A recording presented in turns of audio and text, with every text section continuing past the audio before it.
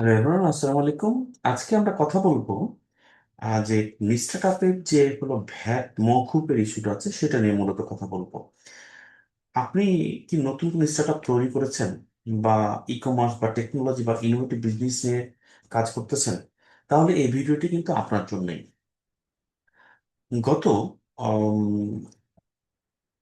7ই June যে জাতীয় রাজস্ব বোর্ড এসআরও নম্বর 147 এর মাধ্যমে রেজিস্টার যে হলো স্টার্টআপ গুলো আছে তাদের জন্য আগামী 2035 সাল পর্যন্ত বিশাল ভ্যাট মকুব বা বিশেষ ছাড়ের ঘোষণা দিয়েছে।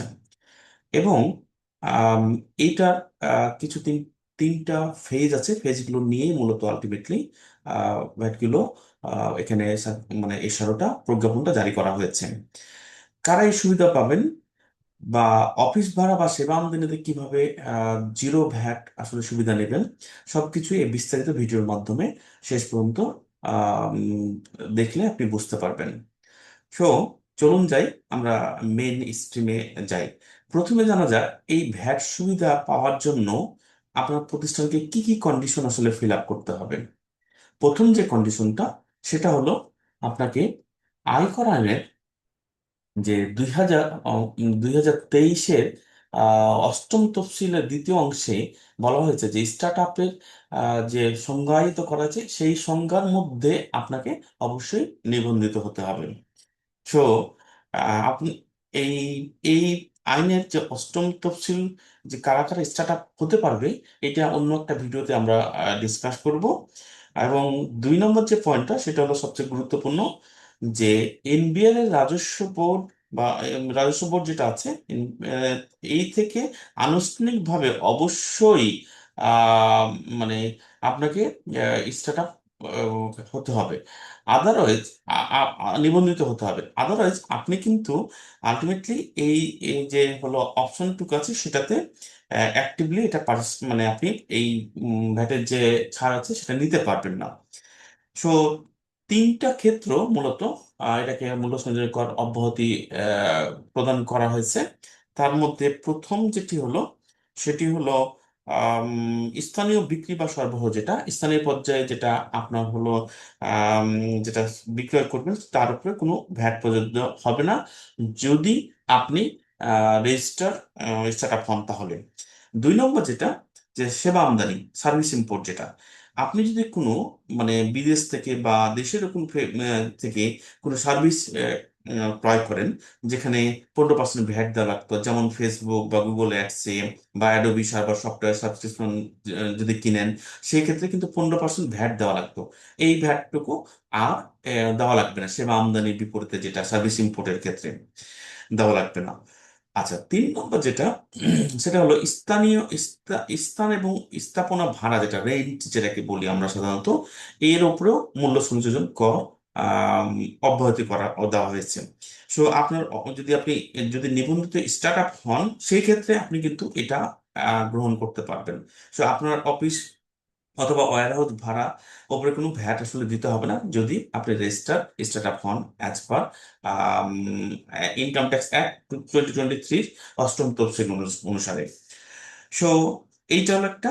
দুই 2 নম্বর যে ফ্যাক্টরটা সেটা ভিডিএস, যেটা উৎসে ভ্যাট কাটার যে অবস্থানটুকু, সেটার একটা ইস্যু আছে। সেটা হলো এরকম, যে আপনি ধরে নেন যে আপনি কোনো কর্পোরেট ক্লায়েন্ট বা বড় কোম্পানিতে পণ্য বা সেবা দেন, তবে সেই মানে তবে সে ব্যাংক বা সেই ব্যাংক বা কোম্পানি সাধারণত বা কর্পোরেট ক্লায়েন্ট সাধারণত আপনার বিল থেকে যে সোর্স ভিডিএস কাটতো, অর্থাৎ সোর্স যে ভ্যাটটা কেটে পেমেন্ট দিত, সেই ক্ষেত্রে আবার নিবন্ধিত স্টার্ট আপ হওয়ার কারণে আপনার কিন্তু সেই সমস্ত কোম্পানি আপনার হলো ভ্যাট কাটতে পারবে না। সেটা আপনাকে অবশ্যই এনবিআর এর যে হলো রেজিস্টার যে আপনাকে লেটার দিবে বা স্বীকৃত যে লেটার দিবে বা সার্টিফিকেট দিবে, সেটা আপনি শো করলেই এই ভ্যাটটুকু তারা আর কাটবে না। এতে যেটা হবে কি, যে আপনার যদি কাটবে না সেহেতু ক্যাশ ফ্লোটা আপনার বেড়ে যাবে, বা নগদ যে ক্যাশ ফ্লো যে জায়গাটুকু টাকা সংকটে অনেক কমে যায়, সেটা কমবে না।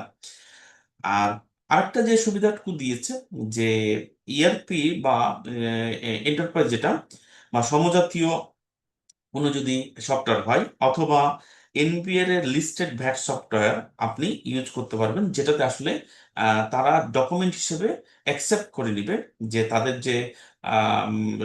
তাদের যে মানে ক্লাউড সার্ভারের সমস্ত হিসাবপত্র, যা ফাইলপত্র রাখবেন, সেটা আলটিমেটলি ভ্যাট অথরিটি চাই আপনি ইলেকট্রনিক প্রেজেন্ট করতে পারবেন। সেটা ম্যানুয়াল কোনো ডকুমেন্ট বা ফিজিক্যাল কোনো ডকুমেন্ট আপনাকে পেশ করতে হবে না, সেটা তারা আইনগতভাবে গ্রহণযোগ্য দলিল হিসাবে কাউন্ট করে নেবে।